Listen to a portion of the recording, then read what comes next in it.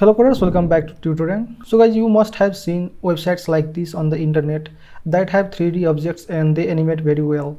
And guys, it is very cool to use these 3D objects on a portfolio website or any website. So guys, have you ever wondered how you can do this on your own website? So guys, the answer is with the help of Three.js. Three.js is an amazing library to render 3D objects on the browsers, and it does with the help of WebGL. And guys, WebGL is a technology to render 3D objects on the browser with the help of hardware resources on your computer, not only the CPU but also the graphic cards. And it provides a lots of options and APIs to render 3D objects. And guys, these are the websites which are implemented with the help of Three.js. And guys, one of these is very popular, that is made by the Bruno Simon, and it is his own portfolio website on which he uses Three.js to render 3D objects. And you can see this car here. So guys, you can drive this car to browse through this website.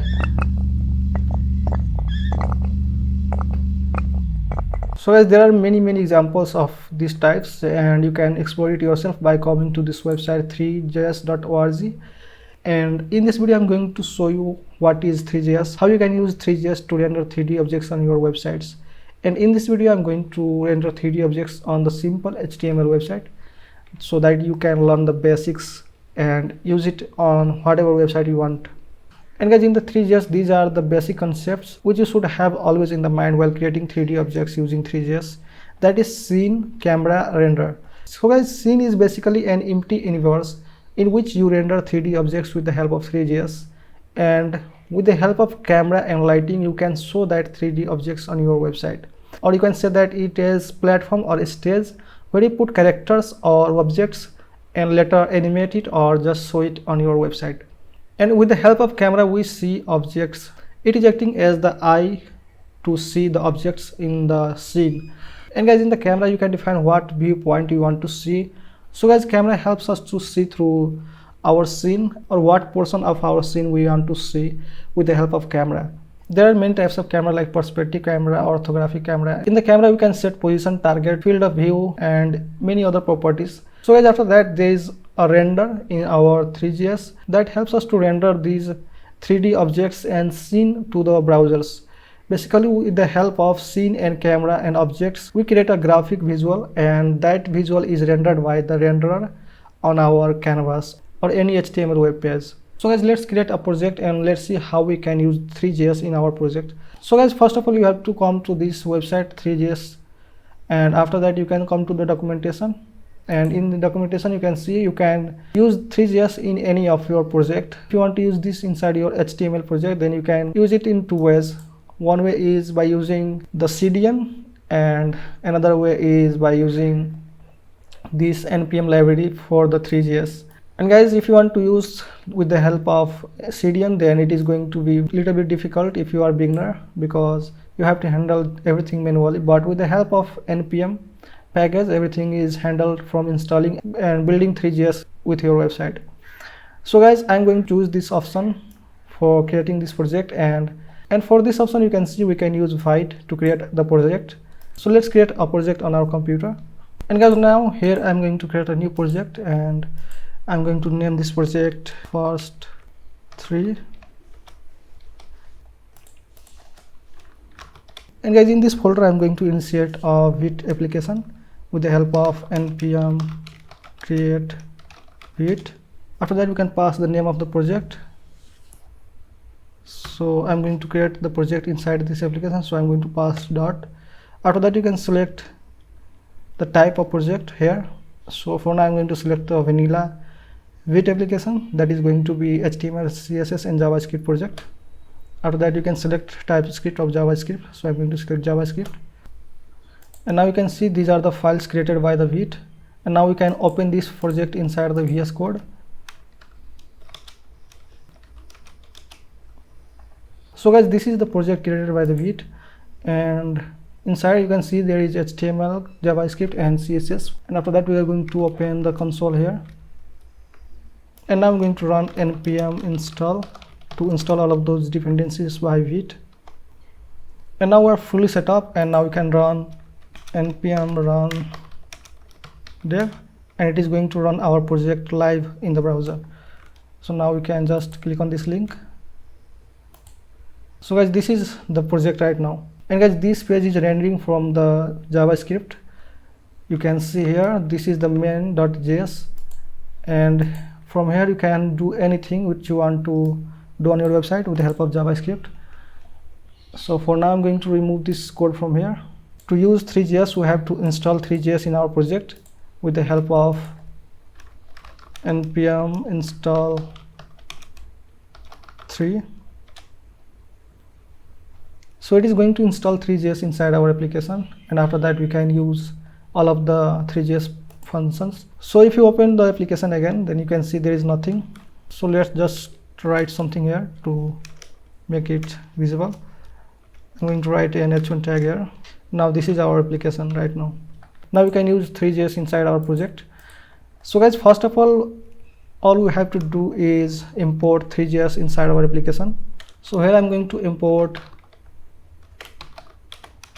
everything from the Three.js as 3. So first of all we do inside our Three.js project is create a scene. After that we use camera, and after that we render the scene to the web page. Now we are going to start from this scene, and guys, to create a scene inside our application we just have to write scene is equal to new 3.scene, and after that we can use the camera. So guys, there are many types of camera in the Three.js. Here you can see we have main two types of camera, that is perspective camera and orthographic camera. Both of them are very similar, but for most of the project you are going to use this perspective camera because it is simulating our real eyes, and it is very easy to implement with this camera.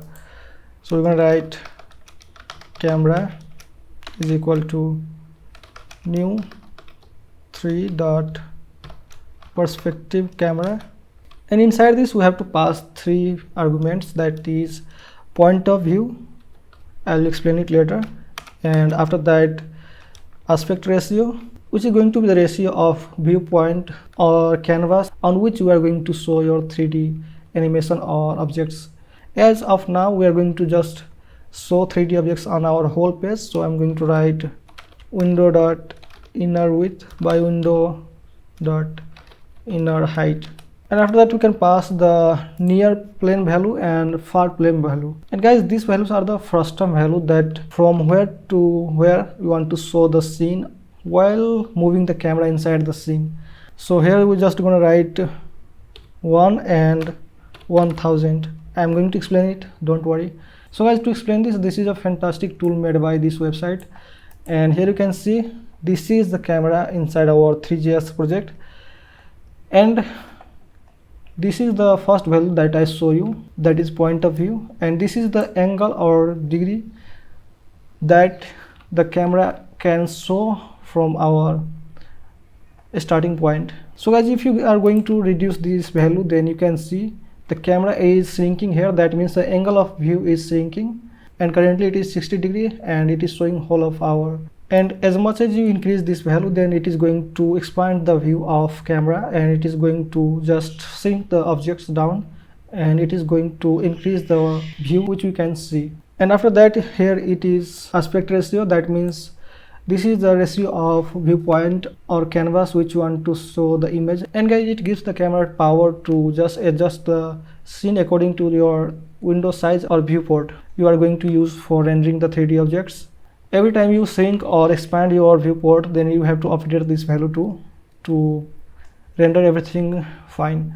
After that, this is the near and far value, and here you can see this is the near value and this is the far value. So guys, if I'm going to increase this near value, then you can see from here to here you can see everything which appears, but after you cross this point, then you can't see the object inside this area. But so we have set this near plane to 20, and after that I'm going to decrease or increase this z index of this camera, then it is going to just disappear after the far point, that is 390.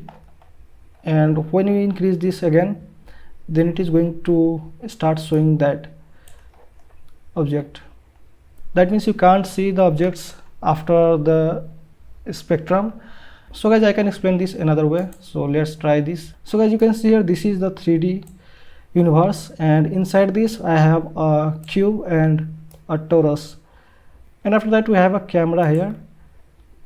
So this is the camera right now, and guys, from this point to this point, this is our frustum, and anything behind this is not going to show inside our viewport.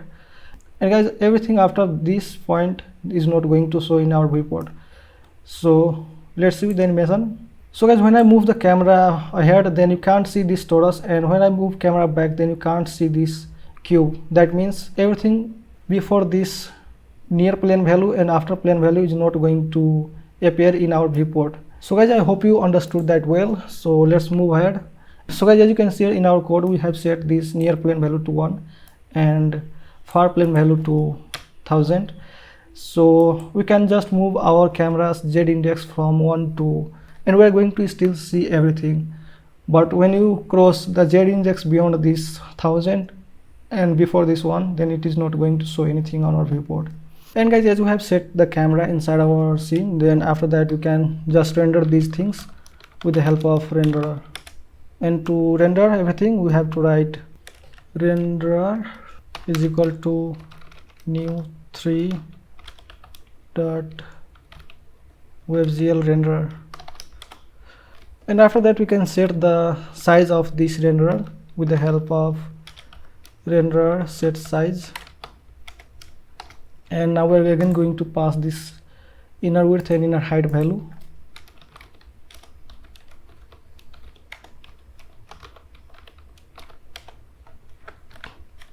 And now we can just render it on our web page with the help of document dot body dot append child render dot DOM element. And guys, this is going to append a canvas to our web page. So if I click on this, so guys, here you can see this is the canvas just inserted by Three.js, but guys, it is not showing anything because we haven't rendered anything yet. So we have to render with the help of render.render, and we are going to render scene and camera. And now you can see the black screen here, but guys, it is still not showing anything because we haven't added any object to this scene. So guys, you can see here you have to add some geometries here, and after that we have to add some materials or texture to that geometries, and after that we can add those geometry to our scene. So there are many types of geometries like box geometry. So here you can see in the geometry section there are many types of geometries. So you can see here box geometries, circle geometry, capsule geometry, cylinder geometry. But for now, let's try to add this box geometry. So let's try to add this. We're going to write box is equal to new 3 dot box geometry. And in the box geometry, you have to pass width, height, depth, and width segment. So for now, let's just pass 1, 1, 1, and 1. And after creating the geometry, we have to create a mesh. And to create the mesh, we have to create a material here. So let's create, that means it is going to be the texture or style for this box. So let's create a texture or material here, and you can see here there are many types of material here, but for now we are going to use this mesh basic material to just add the color to our box or geometry. So we have to write new 3 dot mesh basic material. After that we have to pass the color here, and after that we can create the mesh here. So let's create the mesh.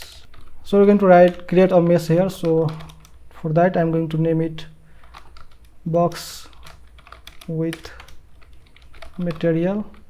So you can name variables anything, but for now just name it box with material, and after that you can write the mesh, and we can pass here the box and material. And now we can add this to our scene with the help of scene.add and box with material. And if you refresh the page again, then you can still see nothing is here, because every time we update anything inside our scene we have to just call that function again and again. So we have to copy this function again, and now it is going to render the mesh inside our scene. But still we can't see anything inside this scene because by default everything's position in the 3D view is 0 by default. So that means the camera and objects are at the same level right now. So guys, suppose this sphere is a camera right now, and everything positioned by default in Three.js is 0. So let's set the 0 position here. That means the cameras and objects position is at the same level right now. That means it is submerged into the object. So we have to just increase the value of z-axis of the camera to see that object from this point. So that's how it works in the Three.js. So we have to increase the value of z-index of the camera with the help of camera dot position dot z, and we are going to set it 5 right now. So we have to write new here, and now you can see the object is now appearing on our viewport. So guys, that means we have successfully rendered the 3D object on our viewport. And guys, as you can see, you can't differentiate that it is 3D or 2D object because we are not yet rotating or doing any type of interaction with this box. We have to change something inside our viewport to see the effect of 3D. And for that I'm going to create a function animate, and we are going to call this function. And guys, you can use this function to update anything inside your scene. And as you can see here, we are calling this function every time we update anything to our scene. So we can just remove it from here and just call it once. So every time we change anything inside our scene, it is going to be updated automatically, and we don't have to call that function again and again.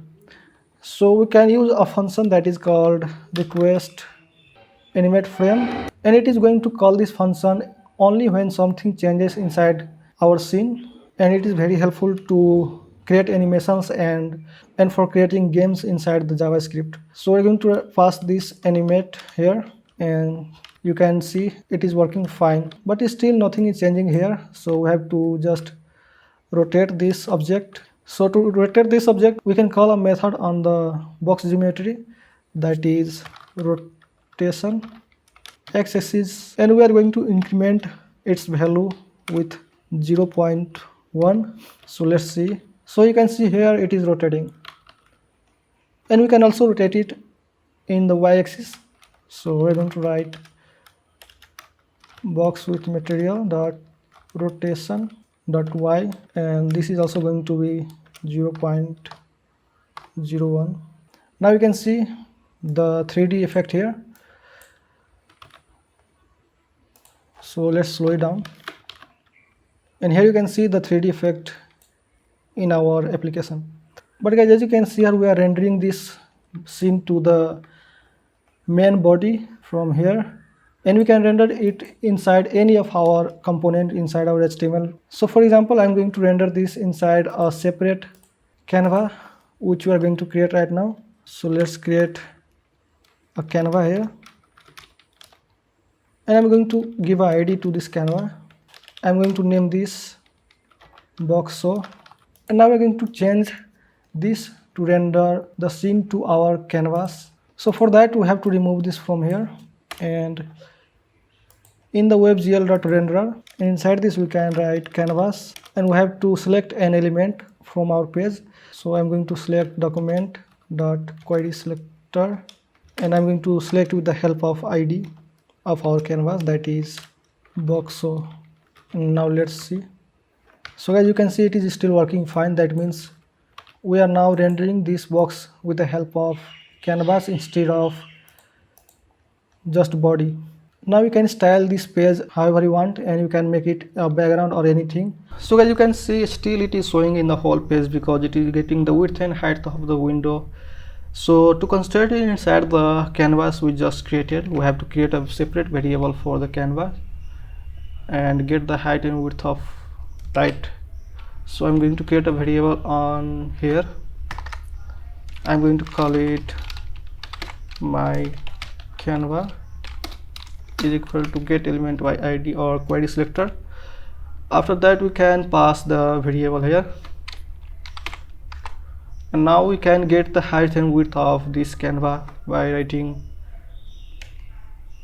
we can update it all at once by writing my canva dot client width. Similarly for the height, my canva dot client height, and you have to update this here too, so make sure that you updated that too. So now if I'm going to go again, then you can see it is showing in very small window because the height and width of the canva is being set by the Three.js. So we have to set the height and width of the canva with the help of CSS manually. So make sure that your CSS is imported inside your HTML by writing link style.css. And now we're going to style the canva with the help of this ID. For now I'm going to give it a height and width of 400 pixels, so let's try it. Now you can see the width and height is being set by our CSS. So if I'm going to change it to 600 pixel, then you can see it is changing with the CSS. And I'm going to update width also to 600 and refresh it. And when you shrink it down guys, then you can see it is not going to show this properly because it is not yet responsive. And to make it responsive, we have to update this height and width every time we change the size of our screen. So for that I'm going to create a function here, and I'm going to call this function handle_size. And in this function we are going to change the height and width of the renderer every time we change our screen size or when we make it smaller or bigger. After that we can also set the aspect ratio of camera, and we are going to update the camera projection. And it is very important because every time you change or update the aspect ratio of camera, then you have to run this function. And after that we are going to create a event listener here. So I'm going to write window.add event listener, and this listener is going to be the size, and it is going to run this function that is handle resize. But guys, it is not going to change the width and height of this canvas because we have already fixed the canvas height and width. So to make it responsive, we have to change the CSS too. So let's try to add 100% here, and now you can see it is shrinking down, but it is not going back again. So let's try to add a container right here and make that responsive. I'm going to call this 3 container, and I'm going to put the Three.js canva inside this, and I'm going to style it a little bit. I'm going to center all the text inside this, so align text center. Then you can see our canva is in the full width of the container right now, and when we shrink down, then it is going to shrink down. So guys, that's how you can make it responsive, but we are not going to use this as like this because we want to show this as our background, or we want to show this on our portfolio. So we want to add some text upon these 3D objects. So for that we have to stack these contents and this 3D view together upon each other, but going to stick this 3D view to our whole page all the time or make it animate. So for that we have to create another container inside our HTML, and this is going to be for the content. So let's make a main div here, and inside this I'm going to put all of my content. So for example, I'm going to write a paragraph here with the lorem, and now you can see the paragraph on the top here, but it is still not going to the background. So let's style it a little bit. So for that we are going to make this container fixed on the top, from the top 0 and left 0, and we are going to make this main div scroll upon that. So for now we are going to set this width and height of this to 100%. So we are going to make this container fixed on the top, from the left and top 0, and after that we are going to set this width to 100%, set its height to 100 VH, and after that we are going to align everything to center and set its z index to -1. So after that we are going to stack everything upon this. So now you can see it is showing in the whole window, but it is giving some gaps right here. So we are going to remove this with the help of universal styling. We're going to set in margin 0, padding also 0, and now you can see it is showing in the whole window, but you can't see the content because we haven't styled this content. So we have to make this text color to different color. So for that we are going to style the main container.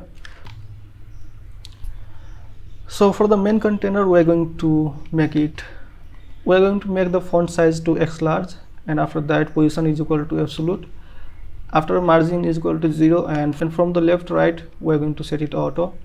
After that we have to set the color to white. So let's try to see this. Then now you can see the text here.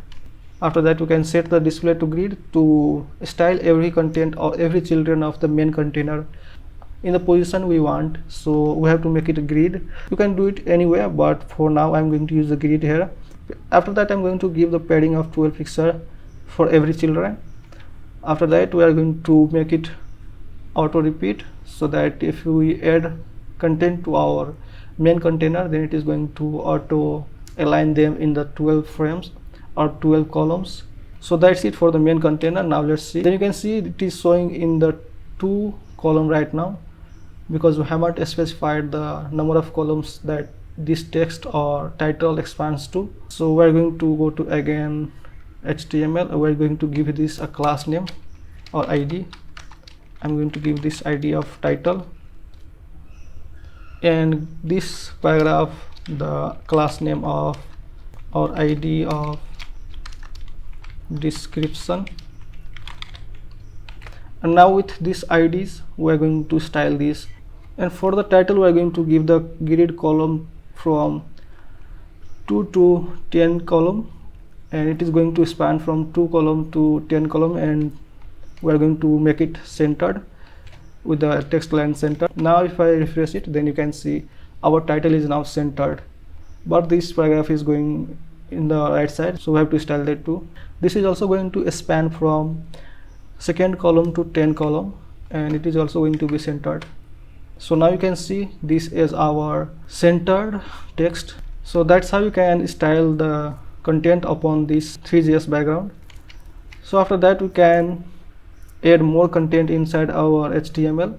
So for that I'm going to create a div here, and this div is going to have the class name other content. After that we can write some text here, and now I'm going to style this in the CSS.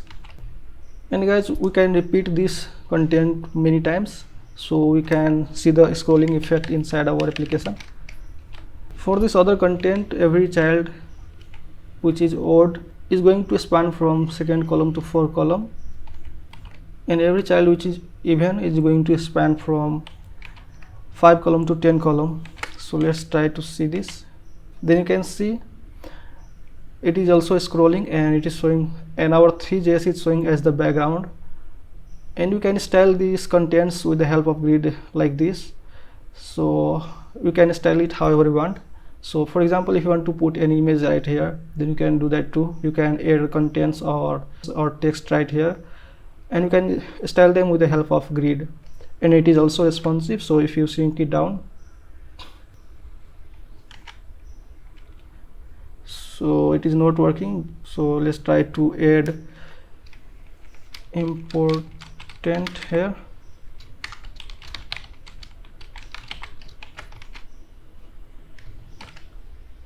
Now it should work. So now you can see it is working fine.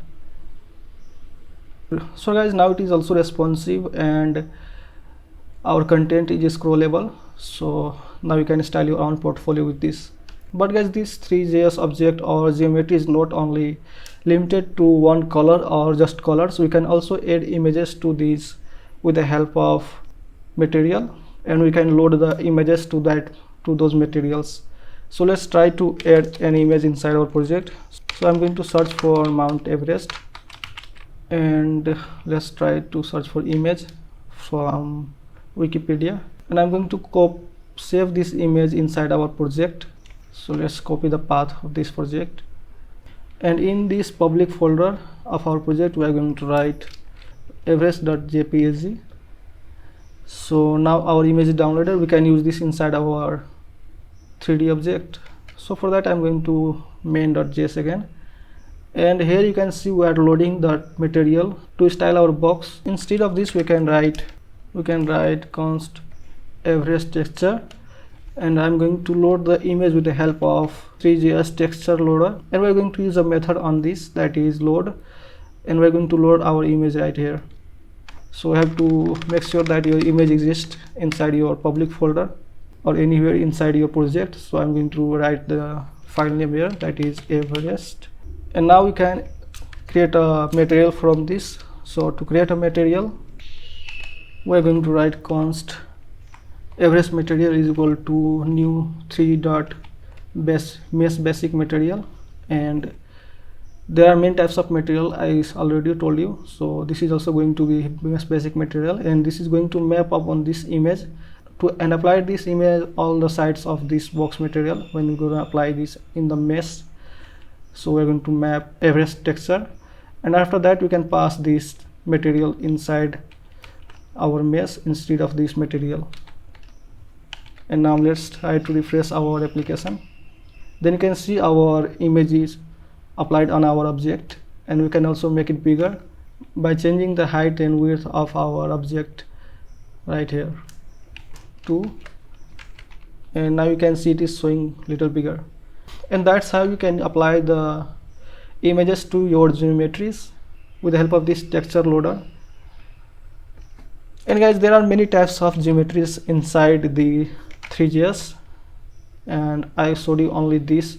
So let's try to add another geometry to our application, that is going to be sphere. So we're going to search Three.js sphere, and here is the sphere geometry that we can use. And to use this we have to write sphere geometry. So let's try to add this inside our application. Const our ball, or let's try to call it moon, and later we are going to add the texture of moon to this object. So this is going to be new 3.sphere geometry. And guys, as you can see here, we have to pass the radius and width segment and height segment. So these are the resolution or the number of width segment. So if you increase this more and more, then it is going to show the clear sphere, and if you are going to decrease it, then it is going to show the sphere with edges or rough sphere. So first of all, let's try to pass this radius. So I'm going to pass this radius is equal to 2, and after that let's pass it to 32 width segment and 32 height segment.